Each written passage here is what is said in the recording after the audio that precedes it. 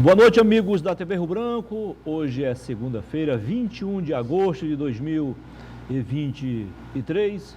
Estamos começando mais uma edição do programa Tribuna Livre, aqui no canal 8.1. E você que estava até agora há pouco a assistir mais uma edição do programa Roda Viva, na Rede Cultura, está convidado a continuar conosco agora, prestigiando o que é nosso. Nós vamos receber no programa de hoje o secretário de Agricultura do Estado, o deputado licenciado Luiz Tchê, presidente regional do PDT.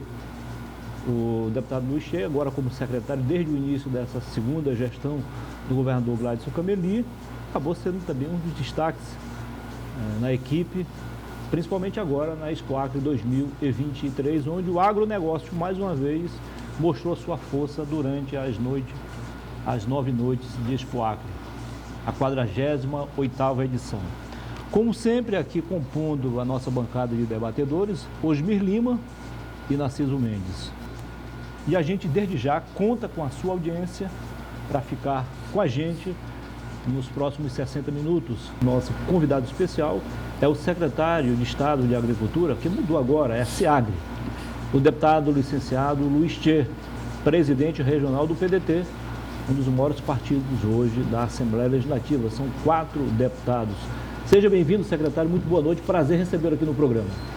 Boa noite, Muniz, Osmir. Saudade dos amigos, do Narciso. Estava dizendo há pouco que o governador botou para trabalhar, não consigo nem visitar meus amigos mais. Mas assim, é um privilégio, em nome do Márcio, agradecer a todos os funcionários da TV aí pelo convite, né? E para mim é um prazer enorme estar sentado nessa mesa com vocês aí, para a gente poder falar um pouco do nosso estado, falar um pouco do que vem acontecendo na nossa secretaria, da Expo Acre, enfim, tantas coisas boas aí que a gente julga que temos pela frente ainda. Seja bem-vindo. Boa noite, Osmir Lima. Boa noite. Prazer também tê-lo aqui. Boa noite, doutor Narciso Mendes. Boa noite. Eu vou já emendar uma pergunta para o nosso convidado. Esteja à vontade. Eu vou dispensar de usar a linguagem deputado licenciado para dar mais força. Secretário. É duplamente deputado e secretário Deputado de e Agricultura. secretário. Deputado Tchê, o que lhe motivou deixar o confortável ambiente da Assembleia Legislativa do Acre, que por lá passei há 42 anos atrás? Tudo isso? Tudo isto. Você está velho, né? Estou velhinho já. E topar uma empreitada de difícil execução, a de ser secretário de Agricultura no estado cuja vocação maior é a agricultura. Mas, Narciso, a pergunta ela é bem interessante, até porque, como se diz, eu estava na Assembleia, né, o povo acreano foi generoso comigo pra caramba, já me deu 5 mandatos, né, e nem imaginava assumir o Executivo, é a primeira vez que eu estou no Executivo, né, então não é muito fácil, né, a questão pública é burocrática demais, a gente quer mais acelerado, então você acaba tendo... Quando o governador me convidou, eu coloquei na minha vida como um desafio enorme e muita gratidão ao povo acreano que me deu esses mandatos, era uma forma de eu retribuir, né? E logicamente que você chega dentro da secretaria, se depara com uma coisa totalmente diferente e uma coisa bem interessante que era reunião, todo dia tinha reunião de manhã, reunião de tarde, reunião de noite, várias reuniões, e todo mundo já dizia, o que esse tia faz tanta reunião? Era para poder entender como é que funcionava o processo. E uma coisa assim que chama muita atenção, a Secretaria da Agricultura, ela tem os melhores técnicos do estado estão lá dentro. É profissionais mesmo? de alto gabarito. É verdade. doutores, mestrandos. Você sabia que Osmi já foi secretário de Agricultura, né, Osmi? Na época era SDA, Secretaria de Desenvolvimento Agrário. Ele vai acabar me ajudando bastante. E ele era deputado licenciado também, né? Também. Porque eu já vou estender o convite para poder ir lá visitar a nossa secretaria e nos ajudar, porque eu tenho convidado o Reis, o Mauro Ribeiro, enfim, os que passaram por lá, a gente sempre vem discutindo, e é uma forma, o Edivan, que já foi secretário 2 vezes, também está lá nos ajudando. E acabou que a gente está implementando um trabalho, é muito difícil, Narciso, não é muito fácil, né? O Acre é um estado que mais preservou no Brasil e mais preservou no mundo todo. E aí tu tem aí 15% de área desmatada, né? Como é que você vai produzir em larga escala? Você está subestimando esse valor. O Acre ainda não tem. Vou botar aqui 15%. 13. Não, 13 não, então 12. Então 12. 12%. É. E aí como é que você vai produzir? E muitos gostam de comparar Rondônia com o Acre, e o Acre com Mato Grosso, que ninguém se compara, nós não temos nada em grande escala, a não ser a nossa pecuária e o milho hoje, que é uma cadeia que está bem consolidada. Mas a Rondônia desmatou quase a metade do seu território e nós não. Então, nós temos um desafio enorme. Para dar um número, o café, por exemplo, produzido em Rondônia é 2 milhões de sacas no ano passado, nós colhemos 46 mil. Então, como é que a gente muda esse cenário? O que a gente faz? Mas tem muitas coisas boas assim, que me chamam a atenção. Para falar do café, a princípio, nós vamos fazer o primeiro concurso de café no estado. E para que esse concurso? Para dizer para o Brasil e para o mundo que nós temos um café e café de qualidade. E aí a notícia, que muitos nem sabem ainda, nós recebemos ontem as amostras de café que a gente enviou e o café deu 8.0. Quer dizer, é uma nota já de café de alta qualidade. Então isso é uma coisa bacana para a gente poder dizer. E aí tem café, cacau. Cacau, se eu falar do cacau aqui, vocês vão dizer, mas não existe. Nós temos cacau nativo aqui que está indo embora do estado hoje a 40 conto um quilo de amêndoa. E é um cacau nativo ou selvagem, ou cacau de várzea, como as pessoas falam, e ele está no estado todo. Então tem algumas coisas interessantes que a gente pode fazer. O mel, por exemplo, que a gente chegou lá e uma coisa que eu me encantei, que a gente está investindo bastante também, porque não adianta a gente querer uma coisa de escala grande. A escala grande, que é o milho, que é o soja, é fantástico porque nós começamos a ter comida. Então nós podemos fazer ração já para peixe, para ave, para porco, para gado, enfim, para outras coisas. Então tem algumas coisas bem interessantes. E aí, Narciso, eu conversando bastante, porque você não tem mais como fugir do meio ambiente, né, e produção. Você tem que caminhar de lado a lado. E como é que você consegue? Então, esses produtos que a gente vem falando, por exemplo, do cacau, do café, ou do próprio açaí, outros, a gente precisa agregar valores nele. Porque o mundo todo nos cobra, né, não desmatar, mas essa conta não pode ficar só com o Acre. Né? Essa conta a gente tem que dividir com os outros. E a gente vem discutindo muito na questão de a gente agregar valor na nossa história. Então, não quero vender um produto, a intenção não é vender só um produto, está saindo mel daqui, ou está saindo o cacau. Nós queremos vender a história, uma história de revolução, de conquista, de luta, e uma história de preservação. Se a gente consegue colocar isso, Osmir, a gente avança bastante. Mas aí é que vem a ampla discussão que nós temos hoje com relação à Amazônia. Esse discurso do desenvolvimento sustentável não tem os teus 42 anos, talvez até tenha. Há muito tempo que eu estou escutando esse desenvolvimento. Mas o que eu vejo na prática é muito mais uma luta para a preservação do que para o desenvolvimento. Você mesmo tocou agora no assunto que é complicado. Como é que nós podemos desenvolver? Vamos supor que a gente quer preservar um pouco, mas preservar o mínimo. Nós temos que reconhecer o seguinte: não existe lugar nenhum do mundo onde um proprietário de terra ele só possa usar 20%, 80% tem que ser preservado.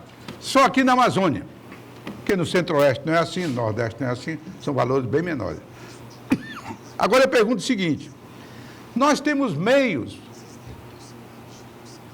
de preservar. Por exemplo, eu acho isso um absurdo, um escândalo.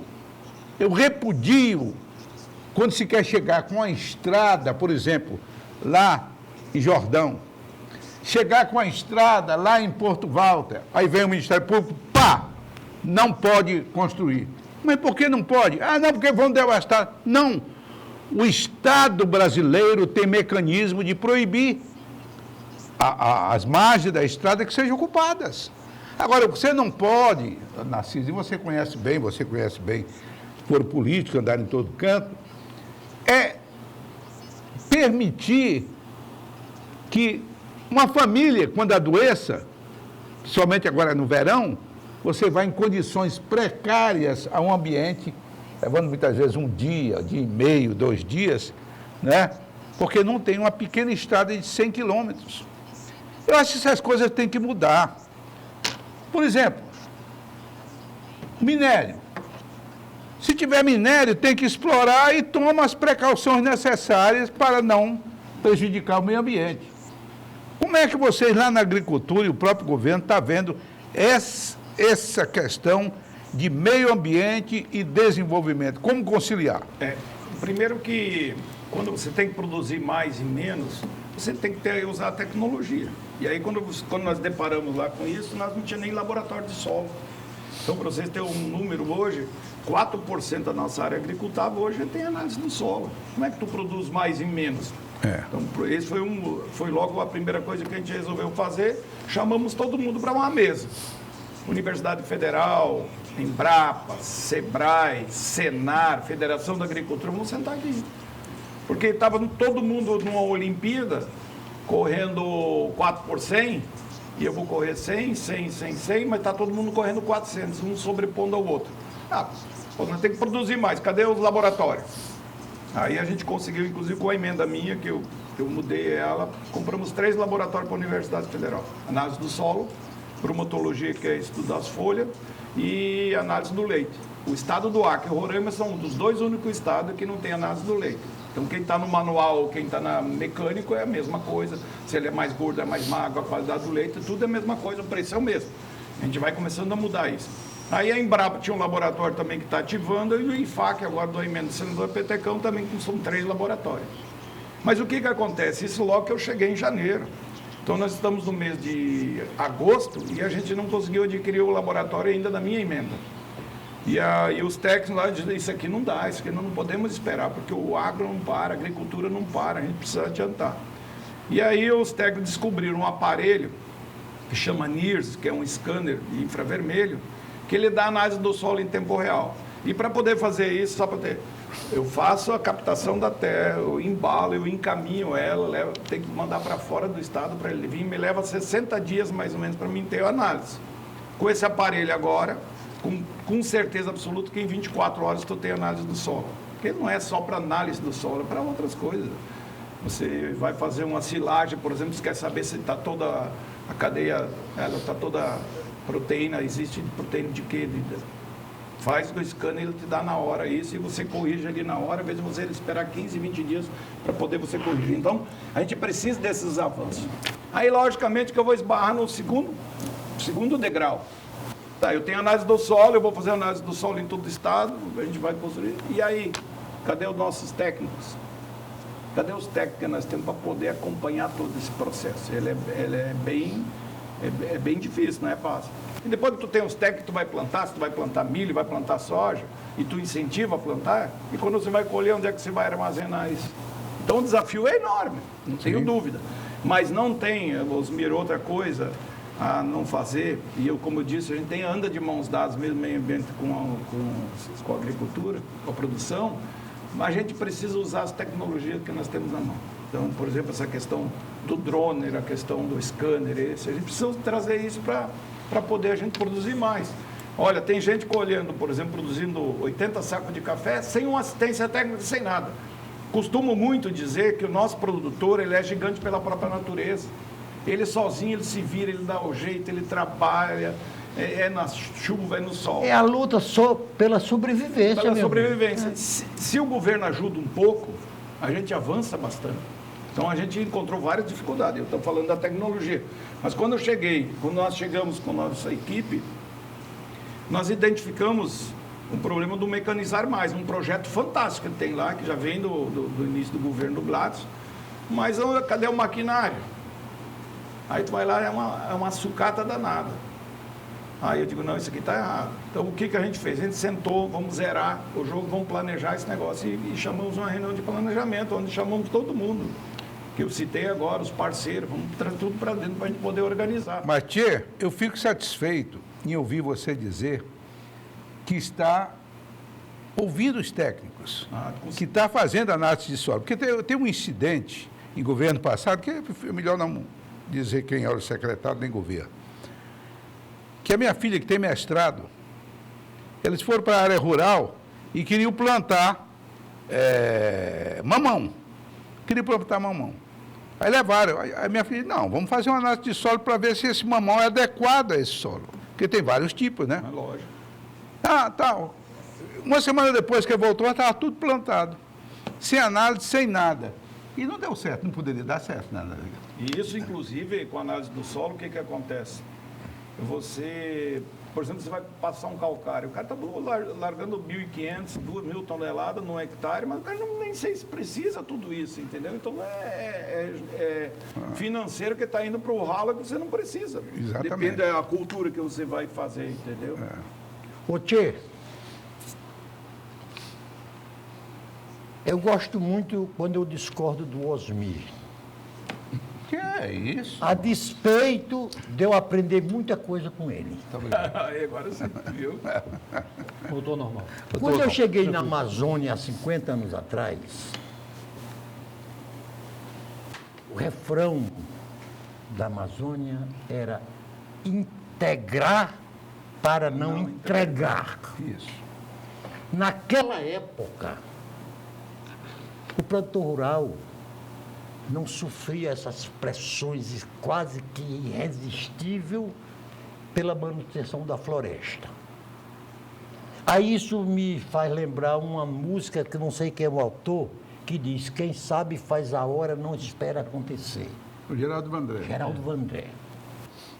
O que aconteceu com o desenvolvimento da Amazônia é porque quando era permitido a sua exploração, nós conservávamos, não sei por quais razões e motivos. E agora, o mundo inteiro, e eu acho que tem razão, estão preocupados com as queimadas das florestas. Osmir, tem um estado americano que está liquidado pelo fogo nas florestas. O Canadá. O Havaí. Não é o Havaí? É um estado O Havaí, americano. o estado, Havaí é o do Canadá, estado do o Canadá, que para mim é o país mais exemplar em termos de ocupação territorial, em termos de desmatamento, em termos de desenvolvimento regional. E lá também o fogo está inundando os Estados Unidos de fumaça. Então, eu acho que nós não podemos trombar com o mundo nessa onda ecológica. Agora, nós temos que encontrar meios e mecanismos para que a gente encontre como transformar os recursos que a Amazônia representa em riqueza. Porque, na realidade, a floresta não traz riqueza, Osmir. Não. Ela, por si só, não traz riqueza. Agora, aí se você me pergunta, e você é favorável às queimadas? Não, também não. Agora, elas têm que ser feitas dentro de uma programação autorizada pelos organismos competentes e assim sucessivamente. Então, o que eu lhe pergunto, está havendo queimada no Acre? Olha, o Acre diminuiu bastante as queimadas. Muito, né? Uma época dessa, eu nem imagino. Tá Mas tudo voltando um coberto. pouco ao que o Narciso está dizendo, essa questão das mudanças climáticas, que esse nome era muito emblemático, muitas vezes falada pela ministra Marina, né? Olha as mudanças climáticas, olha o que vai acontecer. Pô, nós tivemos uma alagação aqui sem precedente. E nós tivemos 2 chuvas semana passada, que não é normal. Né? Então as coisas elas estão mudando, elas estão acontecendo. Esse negócio do recurso, e aí a gente precisa mudar o discurso, sabe? O Narciso, o Osmir e o Muniz. Eu tenho muita dificuldade, porque eu gosto de cuidar da coisa pública. Não tem jeito. Isso é minha. eu fui assim ensinou meu pai, o que não é meu eu não quero e eu tenho que cuidar. Agora eu já sofri alguns problemas dentro da secretaria por não concordar da forma que um REM, com um KfW, com um Fundo Amazônico eles querem fazer. WWF. Até porque eu não sou despachante. Eu conheço a realidade, a secretaria conhece a realidade e nós não vamos fazer da forma que quer. Então, estou encontrando vários problemas com isso. Porque o dinheiro que vem, por exemplo, de um desses aí, ele vem X para produção tal, X para não sei o que tal, X para não sei o que, e Y para capacitação e diárias. O valor é maior do que vai chegar na ponta, então esse dinheiro não está chegando na ponta. Esse recurso internacional, ele precisa chegar na ponta. Pois é, eu vou aproveitar e você prossegue. Por que você recebe a Secretaria de Agricultura do Fundo da Amazônia? Até agora eu não recebo nada, né? Inclusive tem 10 milhões aí que é para poder, que foi assinado agora com o IPAM, né? E que esse dinheiro é executado pelo IPAM. Por exemplo, quando você vai executar um recurso, que você vai lá para o sul do país, onde que você abre um edital, que a cooperativa ela se inscreve, é diferente, porque ela tem toda uma estrutura, ela tem técnicos contratados, tem tudo. Agora, eu abri um edital aqui no estado para entregar para uma cooperativa que não tem as condições hoje de fazer, esse recurso não vai chegar, não tem jeito. Então, não tem nada mais do que a própria secretaria, que tem bons técnicos, tem bons projetos, as coisas estão andando. Claro. Tem um projeto que é exemplo que a pecuária é mais eficiente. Registramos mais uma vez aqui a presença do nosso amigo Daniel Cabral. Está dando uma caprichada ali na charge, na caricatura do secretário de Agricultura, deputado Luiz Tchê. Registramos também a presença de Tiago Almeida, diretor da SEAGRE, Secretaria de Agricultura, e também do Diego Messias, assessor, atuando na assessoria de imprensa. Sejam bem-vindos. Muito boa noite também, ok? Secretário, como fazer para superar esses obstáculos que o senhor falou e tornar a nossa pecuária ainda mais eficiente? Mas é primeiro que, aproveitando que você falou o nome do Tiago, né? O Tiago é um cara que sempre trabalhou com nós lá na época dos mandatos e tal, e a gente resolveu criar uma diretoria de ciência, pesquisa e inovação. Como é que eu quero usar tecnologia se eu não tenho nenhuma diretoria? Então, o Tiago foi convidado a estar nesse desafio. Inclusive, eu vou deixar para vocês aqui depois dar uma olhada. Isso é um boletim mensal que a gente tem feito lá na Secretaria, porque quando nós chegamos lá a gente não tinha número de nada. E hoje a gente já tem um número, depois você dá uma olhada nos dados, que tem do Brasil, mas tem do Acre também entregar. Nós fizemos o seguinte, primeira coisa é fazer projeto. Vamos correr atrás dos projetos. Segundo, com esse problema que a gente viu, que está difícil chegar na ponta, a gente está começando a buscar recurso internacional, que não é esses padrão, que não é só, ninguém está querendo tirar KfW fora, REM fora. Quem vem para ajudar, a gente aceita. Mas a regra não pode ser ditada, né, só por eles. E aí a gente está buscando os recursos. Por exemplo, nós estamos trazendo agora um recurso a fundo perdido da Lavassa, que é a maior empresa de café privada do mundo, né, que tem uma fundação. Ela deve investir aí 600 mil euros, que dá pouco mais de 1,8 milhão. E uma empresa alemã que a gente está buscando 2 milhões de euros também, para poder, a fundo perdido, para a gente poder não ficar só atrelado a alguma coisa. A gente tem que ter outra. Se nós estamos com um problema financeiro, nós vamos ter que achar a solução.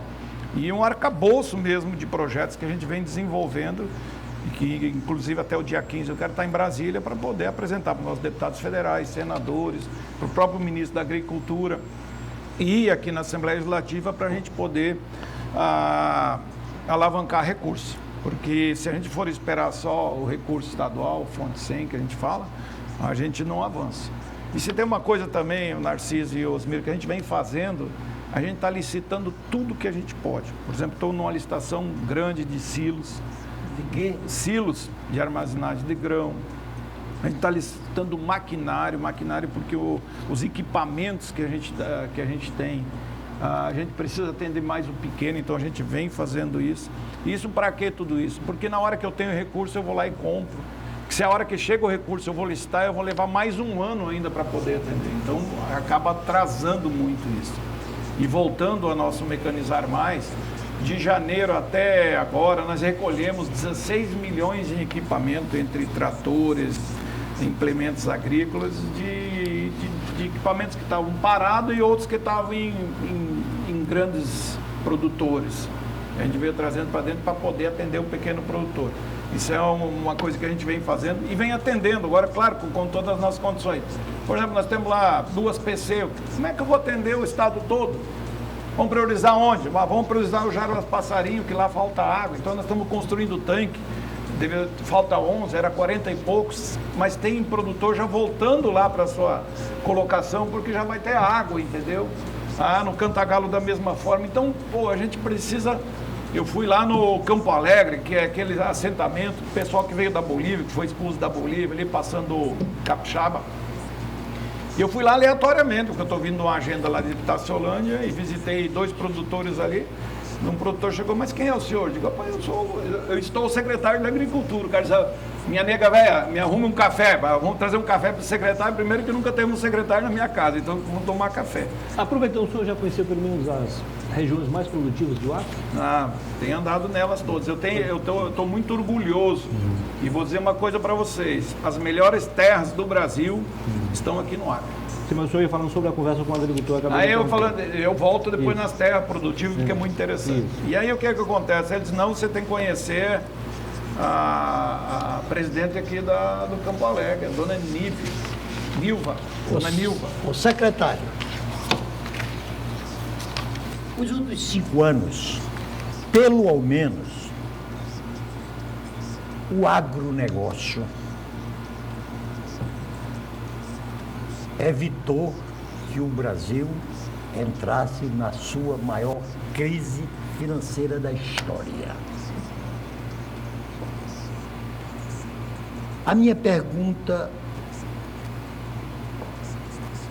como se reporta ao Acre, nós ainda não contamos com grandes produtores do agronegócio, a exemplo do que acontece no Mato Grosso do Sul, São Paulo e assim sucessivamente. Goiás. Aqui, a agricultura é feita pelos médios produtores e pelos micros produtores. Os micros produtores são responsáveis pela agricultura que eles denominam de familiar, que é a agricultura de subsistência e de sobrar alguns trocados para comprar a calça, a camisa, o livro dos filhos e assim sucessivamente. Como é o equilíbrio desses 2 contingentes? Dos majoritariamente criadores de bovinos e os produtores de feijão, soja, milho e assim sucessivamente. O Narciso, nós temos um problema que a gente precisa corrigir aqui no estado, que tempos atrás, anos passados, as cooperativas que elas foram usadas para poder fazer política e não o meio que ela precisava ser usada.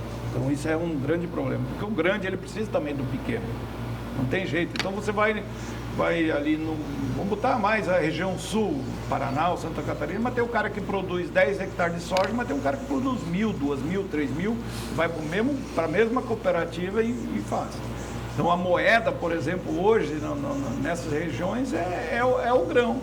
O produtor ele vai na farmácia, ele compra, ele vai no posto de gasolina, ele abastece, ele vai no supermercado, ele compra. Se ele precisar de um agrônomo, ele chega, liga para a cooperativa, ela manda o agrônomo para lá. Se precisar do veterinário, manda. Esse é o sentido. E isso que a gente vem conversando muito com a Federação da Agricultura, tem conversado bastante com a Açoeira, de a gente poder entender isso e a gente ter uma cooperativa. Esse seria um primeiro passo, de a gente ter uma cooperativa, porque aí você ganha, todo mundo ganha, né? Agora, é difícil, é um modelo um pouco diferente. Eu visitando, não me toca, mas direto no Rio Grande do Sul, e eu perguntando, eu estou com um problema no Acre, cooperativa, assim, o cara disse, não, vamos fazer o seguinte, arruma 8 gaúchos aí, compra umas terras para ele, bota lá que a cooperativa vai dar certo e todo mundo vai correr atrás. Esse, na realidade, é um grande gargalo. O segundo gargalo, que o produtor da agricultura familiar, o que ele sabe é produzir. Ele não sabe comercializar a produção dele. E nós temos um problema, nós temos uma SEASA municipal, que aqui não é uma crítica a nada, mas se você for na pedra lá, você não encontra um produtor. Tudo atravessador. Então, quem está ficando com a riqueza do homem que está no sol, na chuva, na lama, carregando muitas vezes a produção nas costas, né? Quem está ganhando é o atravessador. E esse é um problema que a gente precisa resolver no Estado. Mas o atravessador, ele está de duas formas. Primeiro, que o governo tem uma estrutura e não chega no pequeno, ela para no grande. Muitas vezes por problema dentro da secretaria mesmo, né? E o outro problema é que esse produtor, que ele sabe produzir e não sabe vender, a gente precisa cuidar dele. Então a intenção nossa também, a gente está pensando numa SEASA estadual, né? E até uma SEASA já virtual. Porque se você tem lá um produto, eu tenho tanto saco de maracujá, eu tenho não sei o que, você sabe que vai colher mês que vem, tu já joga no virtual. Automaticamente quem quer comprar, ele vai dizer, opa, essa produção me interessa. Então você precisa facilitar a vida desse camarada, porque eu tenho certeza que daí ele vai produzir mais. Esse problema que eu estava falando do Campo Alegre, lá são 5 hectares por família. Mas eles estão produzindo 1 e 2. E o que faltava lá para aquelas 90 famílias que estão ali? Uma pá carregadeira. Simplesmente uma pá carregadeira. A pá carregadeira terminou semana passada de estoca de todos eles. Mas não é de estoca de mato, não. Pá carregadeira é mato ralo mesmo. Então você imagina, se nós temos 90 produtores, estão produzindo 2 hectares, nós estamos falando de 180 hectares. Agora 90 com 5, nós estamos falando de 500 hectares. Então olha só quanto essa produção vai aumentar. As coisas vão mudar. Eu tenho certeza que muda. Dando as condições do pequeno, elas vão mudar sim. Secretário, deputado, secretário. Está olhando os números, né? Eu dei uma olhada aqui nesse boletim que você nos entregou e tem algumas coisas que me surpreendeu. Por exemplo, exportações. A soja, Narciso, tem 60% de participação, apesar de que há um grupo que querem proibir a soja na Amazônia. Não tem lógica. Né? 60%. E olha, digo porque a soja é uma coisa interessante, porque como nós temos poucos silos, então a soja vai para ali, seca, nós temos o porto aqui pertinho, então ela é muito favorável para nós. Em Rondônia? Em Rondônia, já vai embora, entendeu? Agora tem outra coisa aqui, por exemplo, a carne de boi, ela é mais para o mercado interno, então, é isso? Porque você vê o seguinte, a carne suína, a exportação é 5,4%, quer dizer, é ali do porquito. Do porquito. Ela tá, mas hoje... outras carnes, 4%. Isso significa... Que ele é mais cobiçado. Que nós não estamos exportando carne para o exterior. Não. Só para o mercado interno. Mais porco. Mais porco. A nossa vai ficar praticamente toda em São Paulo. Mas o porco é interessante, porque a Dom Porquito hoje, se ela pegasse toda a produção dela, ela tem como exportar. Está exportando para 7 países. Não ia ficar um Dom Porquito numa gôndola nossa aqui. Então, agora, é um mercado interessante. Europeia, né, também. Agora, o que eu achei interessante também, frutas e nozes têm o mesmo percentual da madeira, 11%. Ora, o que nós mais deveríamos estar exportando aqui era madeira. Madeira. Você faz a madeira e faz aquele projeto de plantio, né? O replantio. Mas rapidinho, esse é um relatório anual? É 2023. É 2023, mas esse aqui é do mês de julho. Aí é o seguinte, dependendo do período, a madeira cai. Dependendo do período, ela sobe. Tem isso também, sazonal. Porque isso é mensal. Então, nesse mês foi mais, outro mês vai menos. Mas, Osmir, eu vou dar 3 dados aqui bem interessantes. Porque o que acontece, Narciso? Chega na secretaria, para onde é que nós vamos? Vamos mandar para onde? Vamos pedir para a Secretaria da Fazenda nos dar todos os produtos agrícolas que entram no nosso estado e derivados. Todos. E eu vou dar um exemplo de 3. A banana, 70% da banana que consumimos aqui vem da Bahia, vem de fora. A banana. Banana. Sabe quantos litros de leite entra no estado, aqui na capital, por dia, vindo de Rondônia? 43 mil litros de leite, de caixinha. Esses 43 mil vezes o valor hoje dá quase 10 milhões de reais por mês. Olha só que loucura.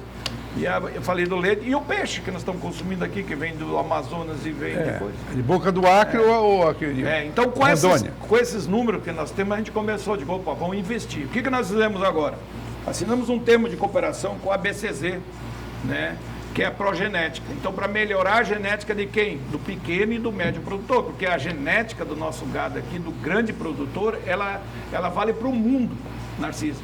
Eu tive assim, fiquei muito emocionado quando o juiz que estava agora na Expoac lá, analisando o nosso gado, quando chegou nas fêmeas, que estava lá do Valmir Ribeiro, que estava do Marcelo Lemos, 4 fêmeas lá, ele parou, olhou, e o cara é de São Paulo, considerado um dos melhores. Ele falou assim, bicho, eu tenho muita dificuldade de poder analisar, que eu não sei nem qual é a primeira, segunda, terceira e quarta. Mas ele analisou. E o que ele disse? Que o nosso gado não é um gado para o Brasil. O nosso gado é para o mundo. Porque genética igual nós temos aqui, ela tem que ser para o mundo. O que nós fizemos? O presidente da BCZ estava aqui, através do Edivan, e aí o Edivan fez esse meio de campo, nós temos um termo de cooperação. Então, provavelmente agora vai iniciar e o Edivan já vai viajar para poder acertar isso aí, e a gente dá a genética, a boa genética para o pequeno e médio produtor. Então isso aí vai melhorar em muito o nosso rebanho, que hoje é de 4.600.000 cabeças, e que até o final do ano a gente fecha nos 5 milhões de cabeças. Então são essas pequenas coisas, não adianta a gente inventar muito, querer, vou fazer as coisas mirabolantes, vou fazer isso. Eu posso falar, por exemplo, da macaxeira. Olha, quanto tempo nós falamos de macaxeira, e ainda nós fizemos goma, só fazendo goma e farinha. Pô, mas cadê? Por que se era? E outra, comprovadamente, que nós fizemos os testes e encaminhamos, a nossa macaxeira é o melhor amido que tem no Brasil. Se ela tem um amido que nos interessa, por que nós temos uma fábrica de fécula pequena? Porque nós poderíamos estar mandando fécula para o Brasil todo. Então tem muita coisa, que é coisa pequena, mas que o resultado vai ser muito maior na ponte. Quando eu cheguei no Acre, no mesmo período, vieram para o Acre os maiores produtores de carne do Brasil. Zé Tavares do Couto, o Banco Real, Rubico de Carvalho. O Zamora. Hein? O Zamora da vida. Os Zamora. Que ainda continua aqui. E trouxeram para cá os melhores exemplares para a formação do rebanho bovino que tem no Acre. É por essa razão que, se você olhar um rebanho bovino aqui no Acre, parece que são irmãos gêmeos. A qualidade do couro, da carne, de tudo. Eles vieram, inclusive, vieram de aviões. Muitos desses exemplares desceram aqui de avião. Aí eu pergunto, voltando novamente... Até porque não tinha como trazer por estrada, que não tinha estrada. Para uma das coisas, das encrencas que existe nesse país, que este problema há que ser resolvido. O pequeno agricultor e o grande produtor rural, ou o agropecuarista, eles se complementam. E por que é que aqui no Brasil uma confusão fácil de ser debelada e resolvida, que é a briga do MST com o agro? Por que não fazer com que eles se conjuguem e o pequeno trabalha para o grande e o grande ajuda o pequeno? Você vê, hoje no nosso país nós estamos enfrentando uma CPMI no Congresso Nacional do MST. Uma coisa, porque você quer dizer que tem criminosos no MST? Claro que tem. Mas quantos milhares de grileiros tem em nome do agronegócio no Brasil? A minha pergunta é, aqui no Acre, essa convivência entre sem terra e agropecuarista está acirrada ou está apaziguada? Secretário, só pegando carona no doutor Narciso, na pergunta feita na virada do bloco, eu vou fazer outra e depois o senhor responde a do doutor Narciso na sequência minha, porque o Osmir também tem outra observação a fazer aqui. Até porque a minha pergunta também tem algo a ver com a dele. Depois de 20 anos de um governo de esquerda e que tinha na florestania voltado ao extrativismo vegetal como saída de desenvolvimento econômico, eis que chega um governo de direita focado no agronegócio. O senhor participou dos dois, só que agora o senhor tem a chance de ser um agente de transformação. O senhor sai do palco e vai para ser um dos atores. Aliás, sai da plateia e vai para o palco para ser um dos atores. Como transformar isso em realidade agora, já que os tempos mudaram, estilos de governos diferentes? Responda do doutor Narciso, depois o senhor responde. O Narciso me perguntou do problema, né, do MST, enfim. Eu, a princípio, não vejo uma coisa muito mais isolada. Agora aconteceu ali em Taracá, a questão das invasões, tudo. Isso. Mas a princípio, para mim, está apaziguado. Eu não consigo ver aqui, não vejo dificuldade, até porque existe, inclusive, como a gente está muito próximo da CEMAP, então tem um comando e controle disso, né? Eles estão acompanhando muito de perto isso. Tanto na questão das invasões, quanto a questão das queimadas, enfim. Então, o governo está controlando muito isso. Nós não vamos escapar das cadeias agroflorestais, né? Até porque eu acho que é extremamente importante e talvez aí onde é que a gente pode agregar valor nos produtos, tratando-se do cacau, por exemplo, que eu acho que é uma grande sacada, né? Nós saímos aí de R$40 o quilo hoje da amêndoa para uma normal de 15. Então temos um valor agregado. Hoje a gente já está comendo chocolate feito com o nosso cacau. Está indo para São Paulo, está indo para o Pará. Se bobear uma hora dessa, lá em Marechal Thaumaturgo tem um comprador de cacau mandando para o Pará. São as coisas que a gente poderia agregar valor e está aqui. Sim. Então não é de tudo ruim. O mel, por exemplo, que eu tenho levado, inclusive, né, quando eu viajo para fora do Brasil. Nós temos o mel silvestre, mel da floresta. Isso tem que ter um valor agregado para quem preservou. Ou qual é a compensação que nós vamos ter da floresta, que nós preservamos aí. O Narciso falou em 88%, quer dizer, temos 12%. E essas aí a gente não tem que perder, como tem a questão da castanha, né? Com a nossa Cooperacre aí que está exportando. Enfim, a gente não vai escapar. Agora, nós não podemos fugir mais da questão do agro, porque se a gente quiser, pelo menos, ter uma agricultura que vai sobrar um pouco, que não é que ela seja só de subsistência, um agro, por exemplo, de você produzir aqui uma boa ração, né? E que nós temos um mercado muito interessante, porque nós temos uma divisa de 2 países, Peru e Bolívia, e num raio aí de 750 quilômetros, vamos falar em 30 milhões de habitantes, então nós temos que olhar para esse público, né? Como é que a gente vai fazer isso aí? Né? Como já vem fazendo aí a Dom Porquito, que está exportando coisa. O milho nosso, por exemplo... Está indo bem a Dom Porquito? Tá, Narciso. Eu tenho conversado com o Paulo, com a turma deles, estão muito animados. Inclusive, eu vou receber agora à tarde o senador Alan Rick, que está destinando recursos para construir outra unidade de leitão. Então vai aumentar mais uma, a intenção é chegar em 4, então já vai aumentar. Mas aí vou encaixar uma pergunta em cima disso. Tratando aí de exportação. O Dom Porquito aqui está com 5,4 carne suína. Já montaram o posto alfandegário. Porque, Narciso, quando o Acre ficou isolado, e nós tentamos trazer mercadorias do Peru, você tinha que parar na fronteira e mandar para Brasília. A documentação. Não, e também a amostra para fazer análise lá. O que é absurdo isso. Como é que o Estado vai exportar ou importar se não tem sequer um posto alfandegário ali na fronteira? Isso é um ponto. O segundo ponto é o seguinte: peixes da Amazônia. Nós sabemos hoje que Rondônia talvez seja um dos maiores produtores de peixe do Brasil de água doce. Nós montamos ainda no governo Tião Viana uma estrutura de primeiro mundo. Aquela estrutura que tem ali. E está lá parada, né, Osmir? E o que está acontecendo nisso? Vocês pretendem retomar os peixes da Amazônia? O que foi que deu errado? Por que deu errado? Primeiro, você não pode fazer uma fábrica daquele tamanho se você não tem uma matéria-prima suficiente para poder atender aquilo. Então, na minha avaliação, é para ter sido um frigorífico menor, uma fábrica de ração Aquela menor. estrutura está sob a responsabilidade da sua secretaria? Não.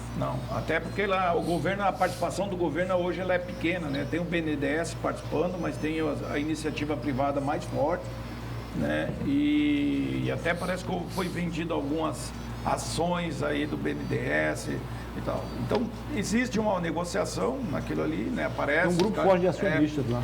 Tem um grupo querendo assumir, mas quando o cara chega para negociar, daí eu que eu tenho minha ação, digo, para aí, agora eu vou valorizar, tem que tirar pelo menos uma diferença. Então, esse foi um problema, e isso aconteceu o problema e gerou todo esse problema de nós estar exportando peixe hoje. Porque muita gente que tinha bastante lâmina d'água, o cara não deu certo o negócio, né? As coisas não avançaram. Mas eles abriram, o próprio governo se incentivou de abrir açudes. Mas não é uma coisa planejada, né? A coisa, depois que eu estou com frigorífico, agora eu vou fazer açude. Não, era primeiro estar produzindo. Como eu dei o exemplo da mandioca, se a gente disser assim, daqui a um ano nós vamos fazer uma fábrica de mandioca ou duas, vamos produzir bastante, o governo tem que garantir essa compra para a gente garantir a indústria lá na frente, senão a gente não vai avançar. E eles fizeram o contrário. Tanto é que eles erraram no projeto, porque depois, quando o dinheiro que era do capital, que talvez seria para incentivar a produção, eles tiveram que construir 1 milhão e gastaram os seus 25, 30 milhões. E por falar em incentivar a produção... Mas desculpe, Muniz, e a questão do posto alfandegário, como é que está isso? Não, o posto está funcionando, né? Porque agora a gente está exportando. Agora, para importar, eu não sei como é que está, mas para exportar está tranquilo. Mas tem um dado nesse caso que aconteceu. Nós temos um problema, esse negócio de mercado. O que o Dom Porquito, o que nós sofremos para poder exportar, vocês não têm noção não, porque o pessoal de Santa Catarina não deixava de jeito nenhum. Claro. Foi uma guerra danada. É. Pelas relações construídas, a política vem colocando no meio, e o cara olha para o Estado, pô, vou dar uma chance lá pro Acre, não é possível um negócio desse, entendeu? E a gente conseguiu furar esse bloqueio, isso já foi uma vitória enorme para nós. Ô Tchê, eu quero me despedir do secretário Tchê agora para entrar no político Tchê. Tchê, o PDT tinha uma figura extraordinária nos seus quadros chamada Ciro Gomes. Eu mesmo já votei 2 vezes no Ciro Gomes para presidente da República. Nas últimas, não. Qual é o futuro do PDT sem Ciro Gomes? Olha, a gente tem participado assim das conversas a nível nacional, né? E eu acho que, como você falou no início, se o PDT não se estruturar, ele vai desaparecer mesmo, né? A gente vem caindo o número de deputados federais, agora nós elegemos só 17. Pegou o rumo do PTB. Vocês têm quantos deputados realmente? Hoje 17 federais só. Só. E a gente vem se estruturando, por exemplo, agora essas eleições municipais, a gente vem fazendo uma coisa diferente, vem tentando capacitar o nosso candidato a vereador e prefeito também, preparar, porque prepara quadro. Hoje você está num partido, amanhã você está no outro, é de conveniência, o cara que faz qualquer coisa. Então, isso aí mudou muito. Eu estou com saudade da época das convenções partidárias, que era acirrada, que era brigado, para você escolher teu candidato a prefeito ou governador, os teus candidatos a vereador e deputados, enfim. Isso aí mudou. Então, o que o PDT está fazendo? Nós estamos preparando quadros para lançar o maior número possível de candidaturas a prefeito, para em 2026 a gente aumentar o quadro de deputado federal. Se nós não tiver estrutura e temos televisão, não está morto, porque a cláusula de barreira vai aumentar e tudo. Mas que tem, você sabe que a tendência é o PDT passar pelo mesmo trauma que passou o PTB. Você vê, Getúlio Vargas fez com que o PDB fosse um dos partidos mais fortes do Brasil. Brizola fez do PDT um dos grandes partidos do Brasil. Parece que essas figuras desapareceram e junto com ela os seus representantes. Né?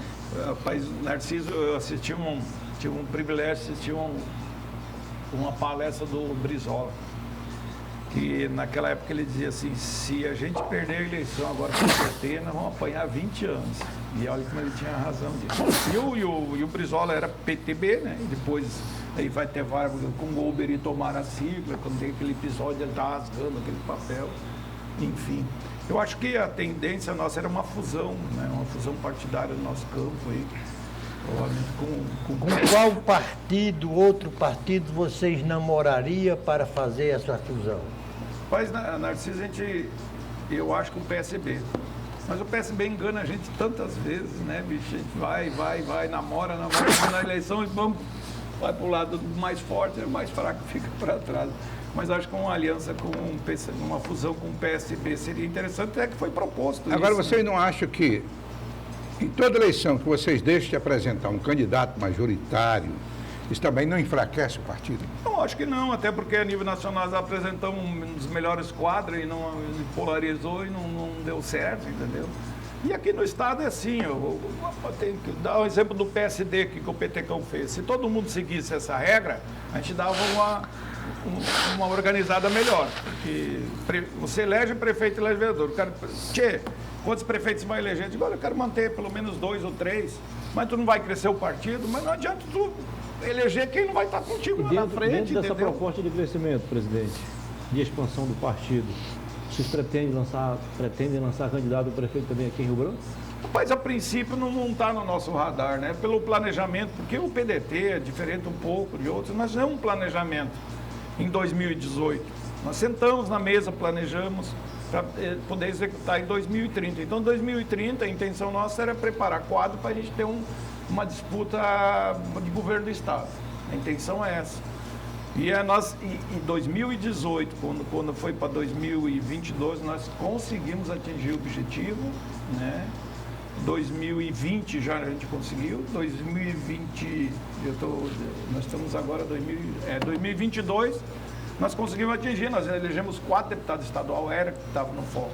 2018, nós elegemos 3 prefeitos, que eram no planejamento, e 15 vereadores. Então a intenção nossa agora é manter 2 a 3 prefeitos e passar para 22 a 25 vereadores. Nenhum saiu, né?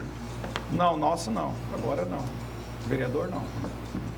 Já é um bom indício.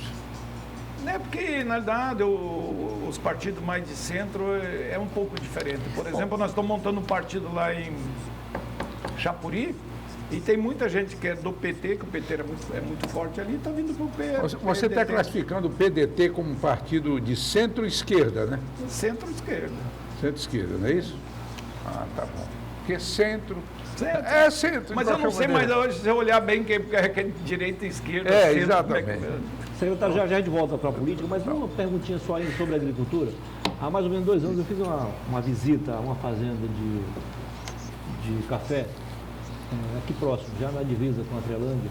E ali o fazendeiro tem 35 mil pés de café e já deve ter chegado aos 50 mil. E ele está usando o chamado café clonal, que ele reduz o tempo para a primeira colheita, sem perder a qualidade. Aliás, melhora a qualidade e também o sabor. De que forma o governo pode incentivar esse pessoal a produzir também, inclusive lá no Vale do Juruá, na região ali do Tarauacá em Vila? O café, com certeza absoluta, vai ser uma grande vitrine no estado. Né? Não vai ser a soja, não? Não, o café, a soja sim. A soja está Já crescendo consolidado, demais, eu estou né? dizendo. Mas o café é diferente disso porque nós precisamos procurar a qualidade. E o governo vem fazendo. Nós compramos agora 1 milhão de mudas de café, né, que a gente vai distribuir. E estamos numa licitação de mais de 8 milhões de mudas de café. E o café é para entregar para quem já produz, então já quem tem o know-how agora. Narciso, eu estive aí na Expoac, experimentando cada café. Cada um melhor que o outro. Nós podemos exportar tranquilamente o nosso café, que Excelente qualidade, sabor. excelente qualidade. Eu acho que agora nesse concurso do café vai nos dar, e a gente, o primeiro lugar a gente já vai enviar para Minas, né, no concurso nacional do café. Com certeza absoluta o mundo vai conhecer o nosso café, pode ter certeza. Doutor Narciso, suas considerações finais, estamos chegando ao final do programa. Bom, eu lastimo muito que o nosso país, Osmi, perdeu os ciclos todos dos seus recursos naturais. O pau-brasil foi extinto sem deixar nenhum legado. A cana-de-açúcar, o minério e a soja. Olha, eu acho que esses produtores de soja do Brasil devem estar olhando o que a China está fazendo. 60% da exportação de soja do Brasil vão para a China. Só que a China está comprando territórios e territórios lá na África, preparando seus solos para a plantação de soja. Então, nós temos que aproveitar esse ciclo ainda da exportação da soja, que é a mesma coisa que acontece com o nosso pré-sal.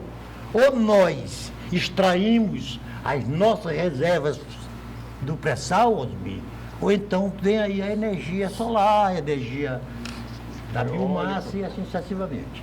E o mais, agradecer ao Tchê, é bom. Faltou você dar uma explicação aos pequenos produtores rurais sobre a precariedade dos seus ramais, que nós nem falamos nesse assunto aqui. Porque O Osmir quer fazer estrada para Santa Rosa e Jordão. Aí vem o Ministério Público que proíbe, Não não deixa, Narciso. Osmir Lima. Bem, primeiro um prazer enorme de rever o nosso amigo e secretário e deputado Tchê. Gostei da entrevista. E eu peço licença a ele, ao Narciso e ao Muniz, para aqui repudiar de uma forma veemente as ações da da Universidade Federal do Acre, que está retirando todos os nomes que eventualmente trabalhavam durante a época chamada ditadura militar. e deram suas contribuições, né? Claro, deram contribuições no passado, antes de ditadura. Por exemplo, você pegar um Guiomar Santos, Zaqueu Machado, rapaz. O que o Zaqueu Machado tem a ver com esquerda nesse país? Era um homem que contribuía com a ciência. Omar Sabino prestou tanto serviço relevante ao Estado. Edmundo Pinto, governador, que nunca se meteu, se envolveu nisso. Félix Bistene, só que citando alguns nomes. Vanderlei Dantas, Geraldo Mesquita, que era um homem de esquerda, Narciso. Não tem nenhum da família Lima, né? Aí. Não, porque Jorge Calume, e acima de tudo, que é o único que está vivo, o Áureo Gélio. O reitor fundador. Eu estou falando isso muito à vontade, Narciso, porque eu participei da luta do MDB-PMDB para fazer o combate à chamada ditadura. O que nós precisamos entender e compreender é que naquela época a luta era implantar o comunismo ou implantar o capitalismo no país. Evidentemente que a grande maioria dos brasileiros, e aí foi Ulisses Guimarães, Teotônio Vilela, a igreja, o povo foram às ruas para evitar isso. E só depois que chamaram os militares. Eles exageraram no tempo. O tempo que ficaram. Agora, discriminar essa gente, Universidade Federal do Acre, vocês têm autonomia, vocês não são obrigados a obedecer a ninguém, nem a pedido de ninguém. Se o Ministério Público quiser que entre com ação na Justiça, que história é essa? Que absurdo é esse? Eu queria deixar aqui, com a licença de vocês, esse meu repúdio, porque não se muda a história virando-se os quadros na parede. Assina embaixo que você acaba de falar. Foi um prazer recebê-lo aqui, secretário de Agricultura, deputado Luiz Tchê. Rapaz, Muniz, primeiro eu agradecer a TV, né, em nome do Márcio aí, que é um parceiro que liga. Sempre é um privilégio, Osmir e Narciso, a gente estar dialogando. Convidar já para fazer uma visita à nossa secretaria, né? Vou tomar um café trocar lá contigo. uma experiência importante. Agradecer, Muniz, pela condução do programa. E dizer que nós vivemos um momento que eu tenho muita fé que as coisas vão no caminho certo. Porque Deus foi generoso com nós. Nós temos as melhores terras do Brasil, nós temos água, nós temos luz, clima, e nós temos uma coisa interessante, a pedido do governador Glaucio. Nós não vamos a lugar nenhum sem dialogar com o produtor. E nós tomamos isso como uma regra dentro da secretaria. Todos os projetos, tudo que a gente vai fazer, a gente reúne e conversa com o produtor. E dizer para os produtores e as produtoras rurais do nosso estado que a Secretaria da Agricultura, ela existe porque eles existem. Então, a Secretaria da Agricultura não tem porta e nem tramela, ela é dos produtores. E eu estou lá para servir os produtores. Então, agradecer vocês e me colocar sempre à disposição para a gente tratar. Logicamente que eu gosto muito de ouvi-los, porque já ouvi tantos secretários da Agricultura passaram por lá, para a gente poder errar menos e fazer que quem ganha isso seja o produtor e não o atravessador. Legal. Foi um prazer recebê-lo aqui, parabéns pelo trabalho, pela iniciativa de convidar ex-secretários para ouvi-los. Nesse caso, certamente o senhor vai errar menos, acertar mais. Conversei com alguns técnicos, aqui é um reconhecimento público, e ao contrário do que eu imaginava, já que o senhor é político, o senhor chamou os técnicos, não os políticos. Que bom. Parabéns aí. Eis aí uma lembrança do programa. A arte do Daniel Cabral estampada no papel. Estou guardá-la no seu gabinete. Ok? Ele é bom, meu amigo. Ele é bom.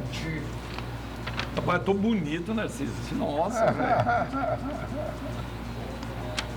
Sucesso, secretário. Obrigado, irmão. Que Deus nos conceda uma semana de paz. Parabéns pelo trabalho. E a você que esteve conosco, muitíssimo obrigado pela audiência. Boa noite. E que Deus nos conceda uma semana de paz, de harmonia e de prosperidade acima de tudo. Até a próxima segunda-feira, se Deus quiser. Boa noite.